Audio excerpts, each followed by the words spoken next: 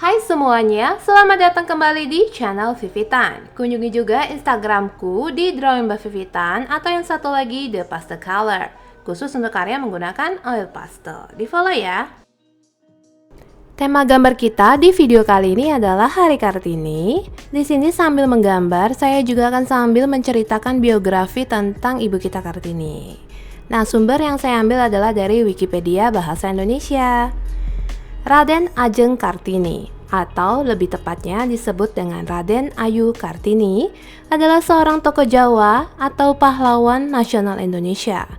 Kartini adalah seorang pejuang kemerdekaan dan kedudukan kaum wanita terutama di Pulau Jawa. Kartini lahir pada tanggal 21 April 1879. Nah, tanggal lahirnya ini yang diambil untuk memperingati Hari Kartini Indonesia ya. Lalu, Kartini sendiri berasal dari kalangan priayi atau kelas bangsawan Jawa yang merupakan seorang putri dari Raden Mas Adipati Aryo Sosroningrat, seorang pati yang diangkat menjadi Bupati Jepara segera setelah Kartini lahir. Kartini adalah putri dari istri pertama tetapi bukan istri utama. Ibunya bernama M.A. Ngasirah, putri dari Nyai Haji Siti Aminah dan Kiai Haji Madirono, seorang guru agama di Telukawur, Jepara. Dari sisi ayahnya, Sisila Kartini dapat dilacak hingga Hamengkubuwono ke-6. Garis keturunan Bupati Sosroningrat bahkan dapat ditilik kembali ke istana Kerajaan Majapahit. Semenjak Pangeran Dangirin menjadi Bupati Surabaya pada abad ke-18, nenek moyang Sosroningrat mengisi banyak posisi penting di Pangreh Praja. Ayah Kartini pada mulanya adalah seorang wedana di Mayong. Peraturan kolonial waktu itu mengharuskan seorang bupati beristrikan seorang bangsawan. Nah, karena M.A. Ngasirah bukanlah seorang bangsawan tinggi, maka ayahnya Kartini menikah lagi dengan Raden Ajeng Wurjen atau Murjem, keturunan langsung dari Raja Madura. Setelah perkawinan itu, ayah Kartini diangkat menjadi bupati di Jepara menggantikan kedudukan ayah kandung dari R.A. Murjem, yaitu bernama R.A.A. Tirtro Wikromo.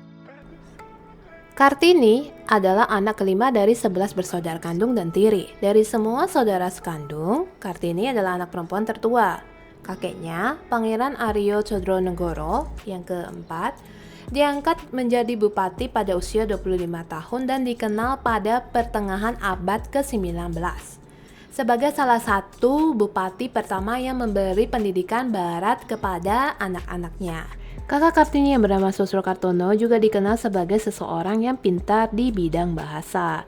Selain itu, Kartini sendiri juga diperbolehkan bersekolah di Europese lagere school, atau dikenal dengan ELS, itu tuh sekolah setara SD ya, sekolah dasar gitu. Nah, di situ ia belajar bahasa Belanda. Karena Kartini sudah bisa berbahasa Belanda, di rumah ia mulai belajar sendiri dan sambilan menulis surat kepada teman-teman korespondensi yang berasal dari Belanda. Salah satu temannya bernama Rosa Abedanan yang banyak mendukungnya. Nah, dari buku-buku, koran, majalah Eropa, Kartini mulai tertarik pada kemajuan berpikirnya perempuan Eropa. Dari situ timbul keinginan untuk memajukan perempuan pribumi karena Kartini melihat bahwa perempuan pribumi berada pada status sosial yang rendah. Kartini banyak membaca surat kabar Semarang, The Lokomotif yang diasuh oleh Peter Brosov. Ia juga menerima listromal atau paket majalah yang diedarkan toko buku kepada langganan. Di antaranya terdapat majalah kebudayaan, ilmu pengetahuan yang cukup berat, dan juga majalah wanita Belanda yang berjudul Die Hollandse Lelie. Kartini juga pernah mengirimkan beberapa tulisannya dan pernah dimuat di majalah The Hollandse Lelie. Kartini ini dia suka sekali menulis dan membaca buku. Buku yang pernah dibacanya sampai beliau berusia 20 tahun, salah satunya itu adalah Max Havelaar. Terus ada surat-surat cinta karya Murtatuli dan lain-lainnya. Di sini banyak sekali buku-bukunya. Kalian bisa lihat di Wikipedia juga. Setelah usia Kartini mencapai 24 tahun, oleh orang tuanya Kartini dijodohkan dengan Bupati Rembang yang bernama KRM Adipati Aryo Singgi Jojo Adiningrat yang sudah pernah memiliki 3 istri. Kartini menikah pada tanggal 12 November 1903. Suaminya mengerti keinginan Kartini. Dan Kartini diberi kebebasan dan didukung mendirikan sekolah wanita di seberang timur pintu gerbang kompleks kantor Kabupaten Rembang atau di sebuah bangunan yang kini digunakan sebagai gedung pramuka. Setelah pernikahannya mencapai usia 1 tahun, pada tanggal 13 September 1904, Kartini melahirkan anak satu-satunya yang bernama Susalit Jojo Adiningrat. Setelah beberapa hari kemudian, tepatnya pada tanggal 17 September 1904, Kartini meninggal pada usianya yang ke-25 tahun. Beliau dimakamkan di Desa Bulu, Kecamatan Bulu, Rembang. Meski tidak sempat berbuat banyak untuk kemajuan bangsa dan tanah air, melalui surat-suratnya, Kartini sering sekali mengemukakan ide-ide pembaharuan masyarakat yang melampaui zamannya. Dan dari surat-surat yang pernah ia kirimkan kepada sahabatnya orang Belanda, surat tersebut kemudian dibuat menjadi sebuah buku yang berjudul Door duisternis tot licht. Kemudian buku itu diterjemahkan menjadi bahasa Indonesia yang berjudul Habis Gelap Terbitlah Terang. Nah, judul dari buku yang fenomenal ini juga saya tuliskan ke dalam gambar ini ya. Jadi ada bukunya, ada tulisan judulnya juga. Nah, teman-teman, di sini gambarnya udah selesai. Kita akan lanjutkan ke proses mewarnai. Saya akan menggunakan oil pastel dari Griba Galeri Artis untuk mewarnainya. Untuk nama-nama warna yang saya gunakan saya sudah cantumkan. Coba dilihat ya di pojok kiri bawah. Nah, di sini untuk mewarnainya, karena oil pastel ini dia sangat lembut and buttery gitu ya. Jadi saya akan blend dengan menggunakan cotton bud yang tidak ditambah apapun ya. Cotton budnya itu kering gitu. Untuk menghaluskan warnanya dan juga ngeblend supaya warnanya itu kayak tercampur, terbaur sempurna. Dan selain itu, kalau teman-teman nggak punya oil pastel yang serupa, kalian juga bisa menggunakan oil pastel yang kalian miliki di rumah. Untuk memperingati jasa-jasa Ibu kita Kartini, pada tahun 1964, Presiden Soekarno mengeluarkan keputusan Presiden Republik Indonesia nomor 108 tahun 1964 pada tanggal 2 Mei 1964 menetapkan Kartini sebagai pahlawan kemerdekaan nasional sekaligus menetapkan hari lahir Kartini yaitu tanggal 21 April untuk diperingati setiap tahun sebagai hari besar dan kemudian dikenal sebagai Hari Kartini. Selain itu juga sosok R.A. Kartini ini juga menginspirasi sehingga dibuat lagu yang berjudul Ibu Kita Kartini oleh W.R. Supratman. Sosok Ibu Kita Kartini itu selain itu juga ya pernah dijadikan sebagai potret uang pecahan Rp5 pada tahun 1952. Lalu juga potret Ibu Kartini dijadikan sebagai perangko Republik Indonesia pada peringatan 100 tahun Kartini tahun 1979. Dan itu juga nama-nama jalan juga terinspirasi oleh R.A. Kartini. Nah, banyak sekali ada yang namanya Jalan Kartini. Dan selain itu ya, bukan hanya di Indonesia saja loh, di Belanda juga ada namanya Jalan Kartini atau disebut Kartinistraat atau R.A. Kartinistraat. Nah, ini ada di Utrecht, terus ada di Venlo, ada juga di Amsterdam, ada juga di Haarlem. Jadi kalian kalau mau cari Jalan Kartini, silakan berkunjung juga. Di Belanda juga ada. Nah, selain itu dalam budaya populer, film-film yang terinspirasi oleh Kartini, salah satunya itu yang paling baru adalah film berjudul Kartini tahun 2017 diperankan oleh Dian Sastrowardoyo. Bagi yang mau nonton silakan. Nah teman-teman, sekian biografi tentang Ibu kita Kartini. Sebenarnya masih banyak lagi, cuman ada banyak dari sisi kontroversialnya yang tidak saya ceritakan di sini ya. Jadi bagi teman-teman yang penasaran, silakan baca aja di Wikipedia. Nah, sekarang kita fokus ke bagian menggambarnya. Di sini, untuk mewarnai, kalian bisa lihat saya menggunakan oil pastel dari Greba Galeri Artis. Jadi, karena teksturnya yang sangat lembut itu, saya menggunakan cotton bud untuk meratakan warna. Nah, karena dia lembut dan gampang di blend, sehingga gambar itu tampak lebih realistik ya, lebih kelihatan lebih nyata. Nah, buat teman-teman yang suka gambar realistik, kalian boleh coba oil pastel ini. Lalu di sini unsurnya, unsur gambarnya bukan hanya realistik untuk potretnya ya, tapi saya tidak mau memasukkan unsur terlalu realistik banget, jadi nggak terlalu susah gitu bagi teman-teman yang mau recreate. Saya juga menggambarkan di sisi kiri dan kanan itu ada gambar doodling ya. Jadi gambar seperti bunga, tapi ada gambar matanya gitu. Itu hanya sebagai hiasan ya teman-teman. Jadi kalau kalian yang kurang suka dengan hiasannya, bisa diganti, nggak masalah ya. Diganti dengan bunga yang mungkin nggak ada muka-mukanya gitu, ya boleh juga. Jadi disesuaikan aja dengan selera masing-masing. Nah, bagi teman-teman yang menggunakan oil pastel yang berbeda, itu diperhatikan dulu teksturnya ya. Jadi ada oil pastel yang kering, itu tidak bagus kalau kita blend dengan cotton bud. Bukannya makin rapi, dia malah mengikis warna. Jadi yang cocok dengan cotton bud itu biasanya yang tipe moist atau dia buttery, kayak creamy gitu, lembut gitu rasanya. Nah, itu baru cocok di blend dengan cotton bud. Kalau yang kering, itu kalian langsung aja blend langsung, nggak usah pakai cotton bud, langsung warna ke warna aja ya. Karena dia kering, kalau kalian kebanyakan dikikis, malah warnanya itu akan makin kerangkat gitu, kurang bagus jadinya. Terus selain itu, untuk gradasinya ini sebenarnya bisa lebih soft lagi ya, transisi dari warna gelap ke terangnya, itu bisa dilatih juga. Terus yang penting sih kebersihan dan kerapian warna.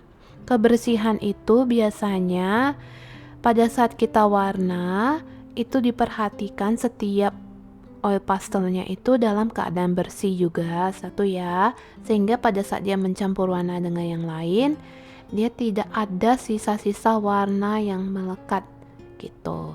Jadinya warna itu sendiri. Jadi biasanya sebelum coloring saya selalu membersihkan ujung oil pastel dengan tisu atau dengan kain.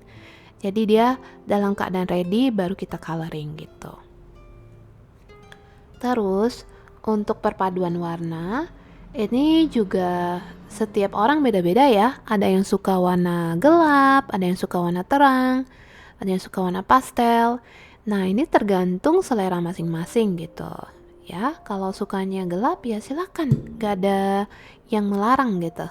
Ayo dibuat aja sesuai dengan selera, sehingga akan menimbulkan ciri khas masing-masing gitu. Ciri khas itu kan nanti jadi nilai tambah, yang dimana nanti penggemar seni kamu akan bisa melihat, wah ini sepertinya karya si A deh, oh ini kayaknya karya si B deh, saya tahu banget, paham banget karena dia punya ciri khas gitu. Ya seperti itu.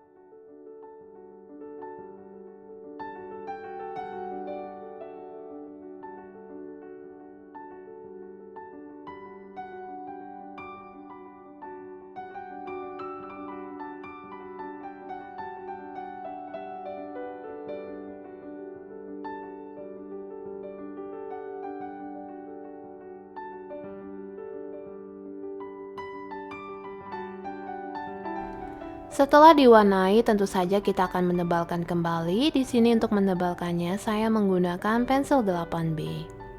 Nah, teman-teman, jika kalian mau menambah hiasan seperti biasa, kita bisa menambahkan hiasan dengan menggunakan tip X cair. Nah, gambarnya udah hampir selesai. Gimana menurut kalian dengan video kali ini? Apakah kalian suka dengan pembawaan cerita dan juga sambil menggambar seperti ini? Komen di bawah ya. Selanjutnya, jika kalian punya ide dan saran-saran, silahkan komen di kolom komentar. Makasih sudah nonton sampai habis. Selamat Hari Kartini dan juga selamat Hari Raya Idul Fitri untuk teman-teman yang merayakan. Makasih sudah nonton dan sampai jumpa lagi di video selanjutnya. Bye-bye.